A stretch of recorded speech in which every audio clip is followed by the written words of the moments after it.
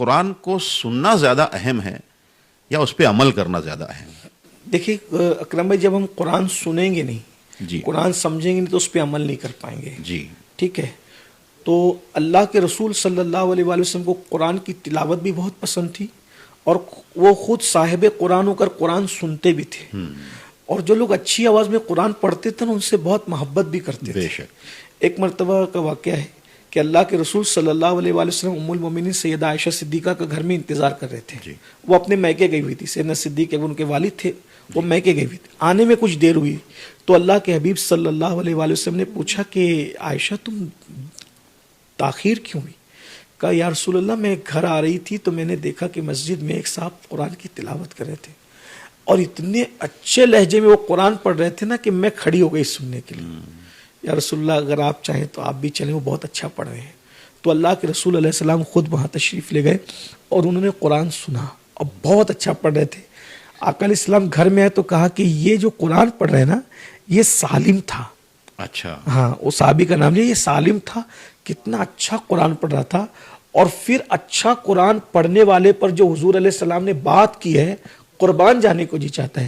حضور علیہ السلام نے ہاتھ اٹھائے کہ اللہ تیرا شکر ہے کہ تو نے میری امت میں ایسے لوگ پیدا فرمائے جو اتنا اچھا قرآن پڑھتے ہیں. قرآن کی ایک آیت پڑھنے کے بارے میں اللہ کے رسول علیہ السلام فرماتے ہیں، جو قرآن کی صرف ایک آیت پڑھے، اللہ تبارک و تعالیٰ اس کو پہاڑ سونے کا صدقہ کرنے کا ثواب عطا فرماتا ہے. جو قرآن سنے گا اللہ اس پہ رحم کرتا ہے اور اللہ اس کی بلاؤں کو دور فرماتا ہے. تو قرآن پڑھنا بھی چاہیے اور قرآن سننا بھی چاہیے. جب ہم پڑھیں گے اور سنیں گے تو پھر عمل کا جذبہ پیدا ہوگا. رہی بات تراویح میں جو قرآن کا معاملہ ہے، آج کل یہ ہو گیا کہ جلدی کہاں ختم ہوتی ہے، یہ چیز تھوڑا سا تشویشناک ہے. قرآن کا جو حق ہے، الفاظ سمجھ میں آنا چاہیے. یعلمون اور تعلمون کے سوا کچھ سمجھ میں نہیں آ رہا ہے، کچھ پتہ ہی نہیں چل رہا ہے، اس طرح کا قرآن پڑھنا جائز ہی نہیں ہے. اللہ پاک ارشاد فرماتا ہے وَرَتِّلِ الْقُرْآنَ تَرْتِیلًا، قرآن کو ٹھہر ٹھہر کر پڑھو، اطمینان سے پڑھو.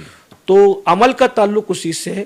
ہمیں قرآن کی تلاوت کا حکم بھی دیا گیا، قرآن سننے کا حکم بھی دیا گیا، اور عمل کا بھی.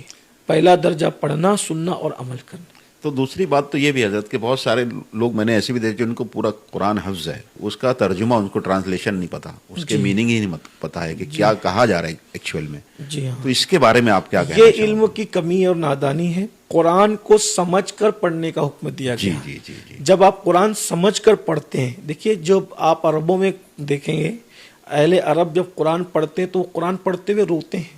وجہ کہ ان کو سمجھ میں آ رہا ہے کہ وہ پڑھ کیا رہے ہیں. لیکن ہمارے ہاں جو قرآن